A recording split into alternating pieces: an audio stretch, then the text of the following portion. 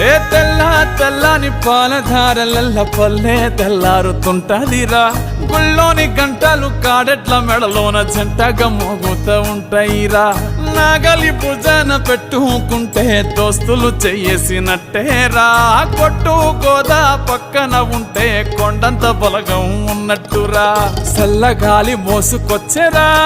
సేను శిలకల ముచ్చట్లు దారి పొడుగు చెట్ల కొమ్మలా రాలుతున్న పూల సప్పట్లు గట్టి మోపులు కాల్వ గట్టులు చెమట సుక్కల్లో తడిసిన ఈ మట్టి గంధాల పల్లెటూరు దీని తీరే అమ్మ తీరు